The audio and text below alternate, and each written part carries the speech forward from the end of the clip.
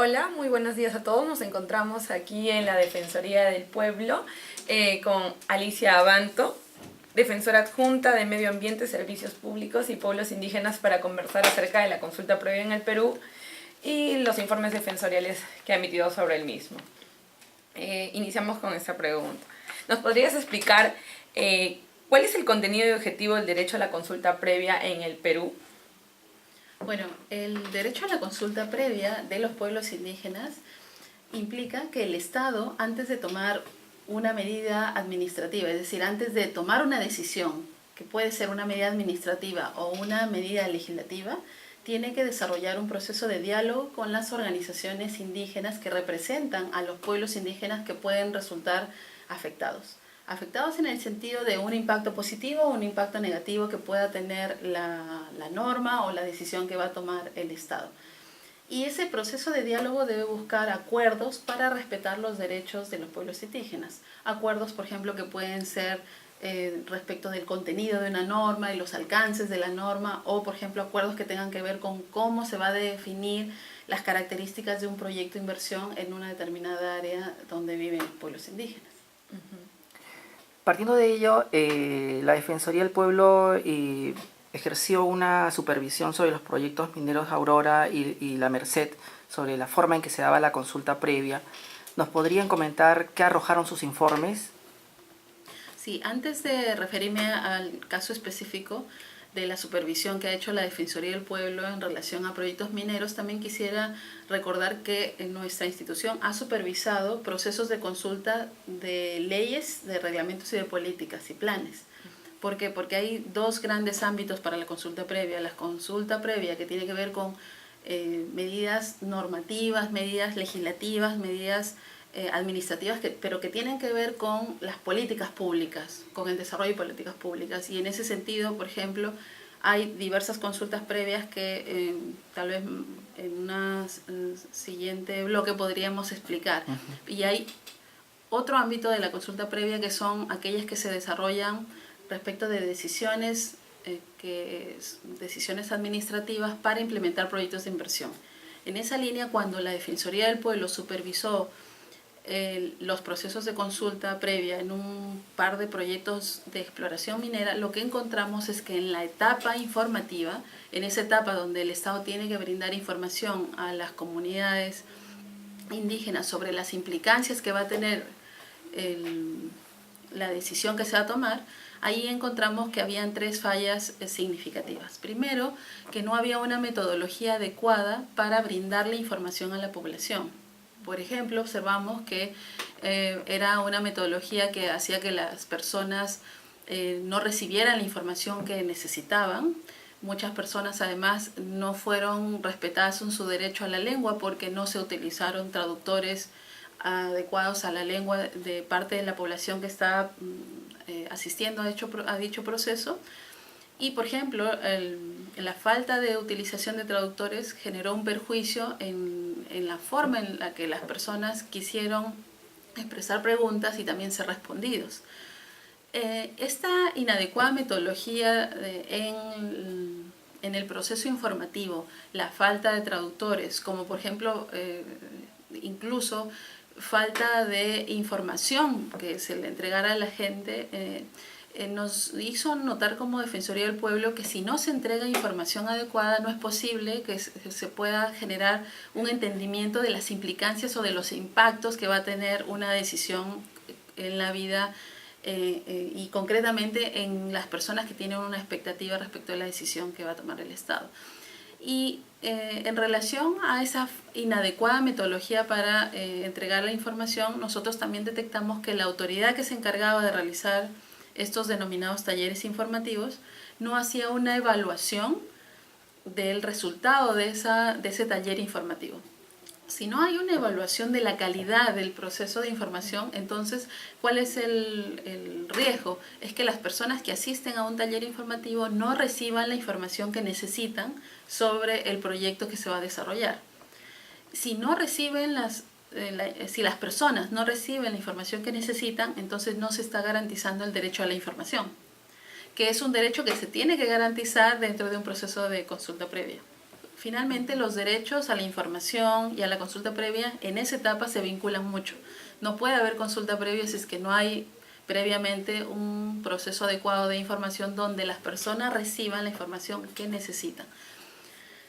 Pero esta no fue la única observación que realizamos respecto de los procesos de consulta previa en la etapa de exploración minera. Es que, en concreto, el Ministerio de Energía y Minas no estaba desarrollando el proceso de consulta previa en el momento adecuado en el que se debe realizar, porque este procedimiento se estaba haciendo después de que ya había sido aprobado la certificación ambiental para llevar a cabo el proceso de exploración minera. ¿Eso qué quiere decir? Que en verdad lo que se estaba haciendo era un proceso informativo, donde ni siquiera la información estaba siendo garantizada, ¿no? La entrega de información también era inapropiada. Y entonces este no era propiamente un proceso de consulta, porque ya no había nada que consultar en el sentido de que los elementos principales de la actividad, los elementos principales del proyecto ya se habían aprobado con la certificación ambiental. Y esa decisión administrativa que ya se había tomado era una decisión que limitaba las posibilidades de que las personas que acudieran a un proceso posteriormente pudieran dar otra alternativa o plantear que las cosas se hicieran de manera diferente, claro, obviamente en relación a que eso tuviera un impacto en la protección de sus derechos. Entonces nosotros en la Defensoría del Pueblo hemos recomendado al Ministerio de Energía y Minas que la consulta previa para las actividades de exploración o de explotación minera se desarrollen durante la evaluación de impacto ambiental. ¿Por qué? Porque es el momento más adecuado para que en función de los impactos que va a tener esa actividad concreta de exploración o la actividad de explotación, en función de esos impactos concretos también se pueda determinar de qué manera los aportes de la población indígena pueden contribuir a que el diseño y la implementación de ese proyecto sea el adecuado. Esta recomendación además está en el marco de lo que establece el convenio 169 de la OIT, la ley de consulta previa del Perú y también el reglamento de la ley de consulta previa, porque estas tres normas señalan que la consulta previa es respecto de las medidas administrativas que tengan un impacto, un efecto en los derechos de los pueblos indígenas. Y precisamente cuando se aprueba la certificación ambiental de un proyecto, con esa decisión se está delineando el marco por el cual una empresa va a desarrollar una determinada actividad y cómo lo va a realizar. Entonces, los impactos tienen relación directa con esa decisión. Entonces, si la consulta previa se hace después de la certificación ambiental, en verdad ya no es realmente una consulta previa. Por eso es que la Defensoría del Pueblo realizó dos acciones. Primero, a partir de esa supervisión mandamos varias recomendaciones señalando que toda etapa informativa de un proceso de consulta previa tiene que ser realizada con una metodología adecuada para garantizar el derecho a la información y que las organizaciones indígenas recibieran la información que necesitan. Pero por otro lado también recomendamos que la consulta previa se realice durante la evaluación de impacto ambiental. Eso implicaría que en el Perú, respecto de los proyectos que son evaluados por el SENACE, en opinión de la Defensoría del Pueblo, es el SENACE quien debería de hacer la consulta previa durante la labor de evaluación de impacto ambiental. Y en tercer lugar, la Defensoría del Pueblo dejó de supervisar los denominados procesos de consulta previa que son realizados después de haber sido aprobada la certificación ambiental, porque considera que esas acciones que se están desarrollando no constituyen realmente la consulta previa. Por ende, la Defensoría del Pueblo dejó de supervisar esas actividades porque tampoco puede con su asistencia, su participación o su supervisión legitimar algo que se realiza al margen del convenio 169, de la ley de consulta previa y del reglamento de consulta previa, porque en verdad estos tres instrumentos están estrechamente vinculados y lo que se está haciendo cuando se consulta, entre comillas, porque no lo es, cuando se consulta una decisión después de haber aprobado la certificación ambiental, en verdad lo único que se está haciendo es una son acciones informativas que incluso habiendo evaluado algunos casos, ni siquiera mucha gente logra realmente tener la información que necesita. ¿Y en el proyecto Las Bambas faltó consulta previa? En el proyecto Las Bambas, la Defensoría del Pueblo ha emitido un informe en el cual aborda dos quejas principalmente. Uno sobre vulneración al derecho a la propiedad, donde la Defensoría del Pueblo ha recomendado al Ministerio de Transportes y Comunicaciones que haga una revisión de cómo se instauraron las vías y cómo se introdujo vías locales y regionales a la red de vías nacionales, y que garantice que se respeten los derechos de propiedad. Por ende, si se ha instaurado una red, una vía pública en una propiedad privada, se tiene que reparar los derechos vulnerados. Toda propiedad que sea usada, toda propiedad privada que sea usada para un servicio público, ¿no?, tiene que ser digamos, mediante un mecanismo de compensación, de retribución. Tiene que haber un justiprecio y además tiene que haber un procedimiento adecuado para que se le reconozcan los derechos al propietario. Sobre este punto, además, la Defensoría del Pueblo ve con preocupación que estas quejas se han vuelto a reiterar. La semana pasada hemos recibido una queja similar en este mismo tema, y que nosotros consideramos que el Ministerio de Transportes y Comunicaciones tiene que garantizar que las autoridades de los niveles locales, regionales y el propio ministerio garanticen el respeto a los derechos de propiedad, tanto individual como colectiva, especialmente la propiedad de las comunidades campesinas y nativas, para que esta propiedad sea respetada cuando se va a implementar proyectos que tienen que ver con servicios públicos, como por ejemplo las vías de tránsito. Por otro lado, también en este aspecto, en este mismo informe, hicimos referencia al derecho a la participación y el derecho a la consulta. ¿Por qué? Porque ambos derechos están vinculados con la evaluación de impacto ambiental. Incluso cuando un proyecto de inversión se desarrolla solamente en territorio indígena, no es que solamente tenemos que enfocarnos en el derecho a la consulta previa. También tenemos que tener en consideración, si estamos ante un proyecto que debe ser desarrollado con una evaluación de impacto ambiental, tenemos que tener en cuenta tres derechos que son esenciales: el derecho a la información, el derecho a la participación y el derecho a la consulta previa. La Defensoría del Pueblo lo que observó es que en el caso de Las Bambas se utilizó inadecuadamente este mecanismo de simplificación administrativa denominado informe técnico sustentatorio, y mediante estos mecanismos se esquivó la realización de una evaluación de impacto ambiental para el tipo de proyecto que se había modificado. Ese proyecto tuvo un cambio significativo cuyo trámite debió ser realizado mediante una evaluación de impacto ambiental, cosa que no sucedió. Y ¿eso qué implica? Que en ese caso se debió hacer la evaluación de impacto ambiental, y dentro de ese proceso se debió hacer los procesos de información, participación y consulta previa a la población indígena que resultara afectada dentro de ese nuevo proyecto.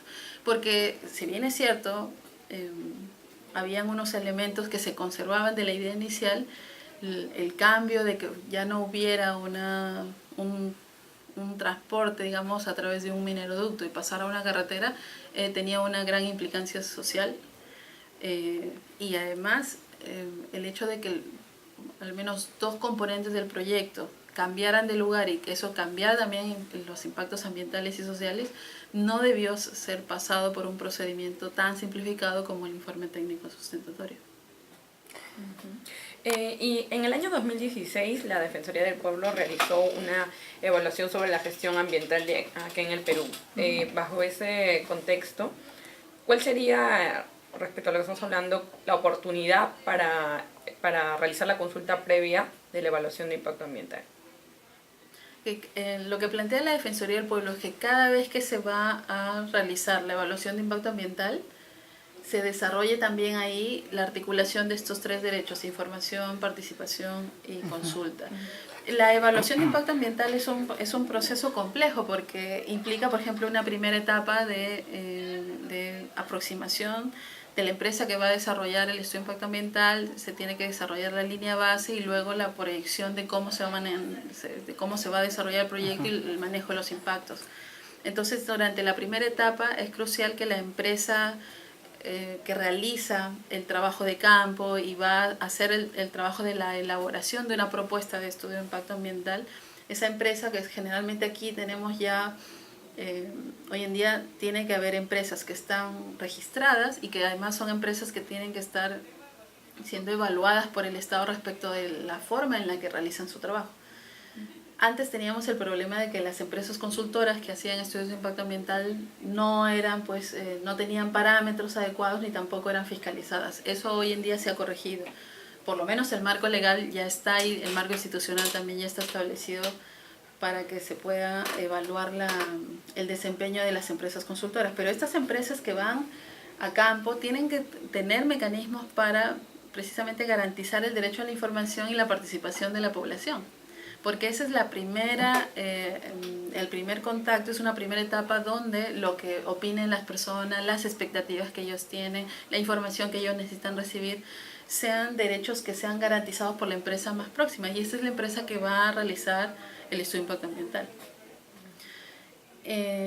Una vez que ya tenemos prácticamente un estudio de impacto ambiental presentado ante la autoridad que lo va a evaluar, ahí tenemos otro reto, porque el Estado, cuando realiza una evaluación de impacto ambiental, no solamente puede evaluarlo desde el punto de vista de lo que opinan sus técnicos y respecto a lo que dice la ley, sino también el propio Estado tiene que aproximarse a las comunidades, tiene que ir al territorio y tiene que constatar algunas cosas. No se puede hacer una evaluación de impacto ambiental solo con análisis de gabinete o solamente yendo en ciertos momentos a alguna audiencia pública, sino es necesario que los evaluadores tengan también contacto con la población y también allí, por ejemplo, se garantice que el Estado también tenga los mecanismos para garantizar el derecho a la información y la participación de la gente. Pero si estamos además hablando de una zona donde hay población indígena, antes de que el Estado vaya a tomar una decisión de aprobar o desaprobar esa decisión, ¿no?, el Estado tiene que desarrollar un proceso cuidadoso en el cual la población indígena, a través de sus representantes, es escuchada, y sobre todo no es un proceso de diálogo solamente para ser escuchado, sino es un proceso de diálogo que busca que las personas den propuestas, que las personas hagan sus observaciones, que las personas planteen de qué manera sus ideas no sirven para mitigar los impactos y también para potenciar los beneficios. Y de qué manera también las personas pueden construir a que el proyecto sea el mejor proyecto posible. El diseño de un proyecto será mucho mejor si la población, la empresa y el Estado pueden sacar lo mejor de sí mismas y aportar con las mejores ideas al mejor diseño posible. Eso implica que el Estado tiene que escuchar, pero además tiene que ponderar las propuestas y ver cómo enriquece sus decisiones con las propuestas que tiene la población. Algunos especialistas plantean que este es un ejercicio de construcción de inteligencia decisional. Es decir, si no es solamente un intercambio de información, sino es un proceso donde si hay propuestas, si hay observaciones, si se dan alternativas, es para que al final haya un proceso de inteligencia decisional y se pueda llegar a la mejor decisión posible. La consulta es un mecanismo para que el Estado sea más inteligente en el proceso de toma de decisiones. Y la consulta también es un mecanismo para que los pueblos indígenas, prácticamente con su conocimiento del terreno, con su conocimiento ancestral, con sus conocimientos tradicionales, con sus conocimientos que pueden ser desde distintos ámbitos, ¿no?, pueden ser la alternativa para que un proyecto sea el mejor posible. Entonces la consulta es el mecanismo que los pueblos indígenas tienen para influir en la autoridad para que esa decisión sea la mejor. ¿Para qué? Para que respete sus derechos. Entonces Finalmente, el proceso de evaluación de impacto ambiental concluye con una decisión de aprobar o desaprobar, ¿no? Es un proceso complejo que no solo es un proceso técnico de ver si en términos estructurales, en términos de ingeniería, en términos de recursos, este proyecto es viable o no, sino también es que la evaluación de impacto ambiental sirve para que haya una construcción, ¿no?, de la legitimidad social respecto de esa decisión. Entonces, cuando se habla de evaluación de impacto ambiental, no se debe entender de que solo es lo ambiental, en el sentido clásico de la palabra, ¿no?, sino tiene que ser entendido en el sentido más moderno de lo que entendemos por desarrollo sostenible. Es decir, esta evaluación de impacto ambiental es una evaluación de impacto del desarrollo sostenible de ese proyecto de inversión. Eso implica que tenemos que tener en cuenta ahí que la evaluación de impacto ambiental sirve para ver si es sostenible en el ámbito social, ¿no? Si ese proceso de información, participación y consulta hace que el proyecto en términos sociales sea viable. Y desde luego están los dos componentes, el económico y también el ambiental propiamente dicho, ¿no? Pero precisamente creo que la búsqueda de que haya una consulta previa apoyada y acompañada del derecho a la información y la participación harían que tengamos un proceso completo e integral para los casos de pueblos indígenas. Entonces, ¿se debería consultar la aprobación de las resoluciones de los CIA, las modificaciones de estos y los informes técnicos sustentatorios? Yo creo que la consulta previa es un mecanismo para aquellas decisiones que van a tener un impacto real, un impacto significativo, porque no todas las decisiones del Estado tienen el mismo impacto. Entonces sí tendríamos que ver, por ejemplo, las decisiones de bajo impacto podrían estar sujetas solamente a mecanismos informativos, ¿no? Es lo razonable, si no se generaría incluso un problema incluso para los pueblos indígenas que podrían estar demandados de tiempo, o sea, tendrían que invertir más tiempo de lo realmente necesario, ¿no? Los aspectos que tienen bajo impacto o no tienen impacto negativo en sus derechos solo podrían estar sujetos a mecanismos de información y de publicidad y de transparencia. Los mecanismos, en cambio, aquellas decisiones que tienen un impacto mediano, ¿no?, podrían estar sujetos a procesos de participación. Y yo creo que desde luego los casos, por ejemplo, de la aprobación de un proyecto, de un megaproyecto, o proyectos que implican, por ejemplo, digamos, cambios significativos en la vida de los pueblos indígenas, de todas maneras tienen que estar sujetos a consulta previa porque hay un impacto directo en sus derechos, ya sea la tierra, en sus derechos al acceso a los recursos naturales.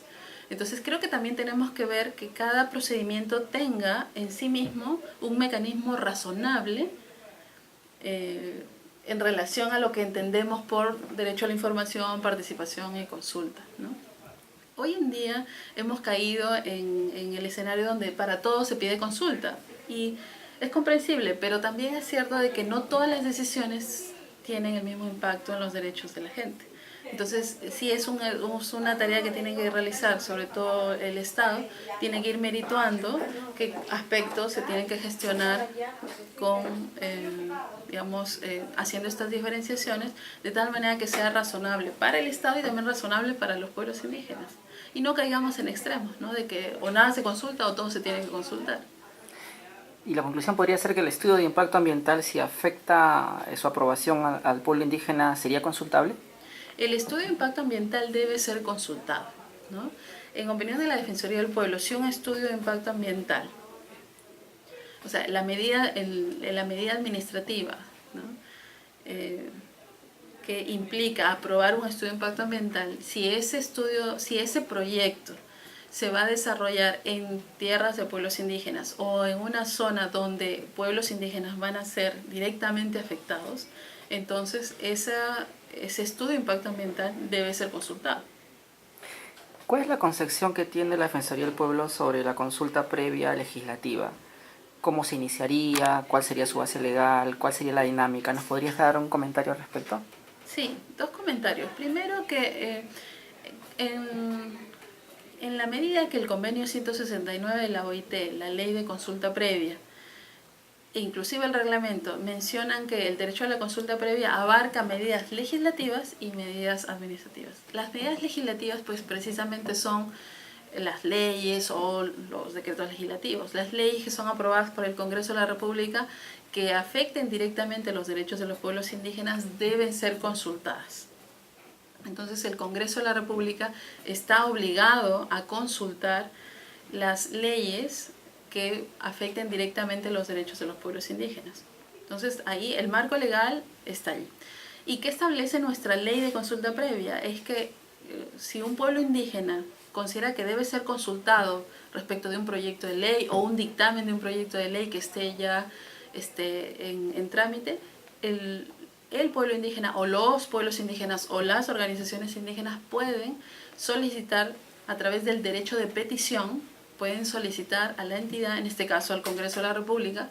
Una organización indígena puede presentar su derecho a petición al Congreso de la República solicitando la consulta previa del proyecto de ley que considere o del dictamen del proyecto de ley que considere que está afectando directamente sus derechos colectivos. Eso implica que el Congreso de la República tendría que hacer una evaluación y dar una respuesta, aceptando el inicio de la consulta o rechazando ese pedido, denegando ese pedido, pero tendría que fundamentarlo. Porque en general el derecho a petición genera una obligación del Estado de dar una respuesta y por otro lado de que esa respuesta, si es negativa, tiene que ser fundamentada. Entonces, si hay una respuesta positiva, entonces se inicia la consulta y si hay una respuesta negativa, entonces la organización indígena o el pueblo indígena pueden recurrir a otras instancias del Estado para defender su derecho a la consulta previa. Lilian. Sí, finalmente la Defensoría del Pueblo, mediante el oficio 055-2016 DP, recomendó que se consultara el proyecto de la línea de transmisión eléctrica Moyobamba-Iquitos, que estaba siendo excluido de la consulta previa justamente por considerarla como un servicio público. Nos gustaría saber cuál es su opinión respecto a que en general debería promoverse la consulta previa para los servicios públicos. Sí. La Defensoría del Pueblo ha cuestionado que el Ministerio de Cultura y el Ministerio de Energía y Minas han hecho una interpretación inadecuada, una interpretación incorrecta, una interpretación en contra de los derechos de los pueblos indígenas respecto de lo que dice el reglamento de la ley de consulta previa y con ello afectando lo que manda la ley de consulta previa y el convenio 169. ¿Qué es lo que ha pasado? En las decisiones del Estado hay decisiones precisamente que son decisiones que se tienen que por su naturaleza generan una muy bajo, o no generan afectación a las personas o su afectación es mínima. Y entonces este tipo de decisiones tienen que ser, de acuerdo a su naturaleza, tienen que ser tramitadas con los mecanismos que, con los mecanismos que sean más adecuados. Y entonces, dado que no todas las decisiones del Estado afectan gravemente a los pueblos indígenas o afectan significativamente a los pueblos indígenas, se hizo una excepción en el reglamento de la ley de consulta previa. Y ese reglamento dice que si el Estado va a tomar decisiones respecto de servicios públicos que van a beneficiar a los pueblos indígenas, entonces respecto de esas decisiones ya no habrá consulta previa.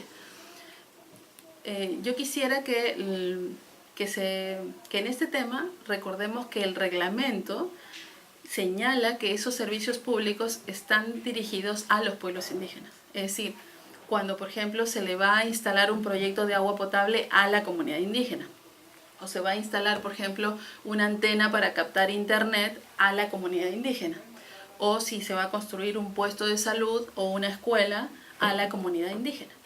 Y entonces en esos casos, obviamente se tendría que tramitar esa decisión y implementar esos proyectos de inversión en coordinación, en diálogo con las organizaciones indígenas, en coordinación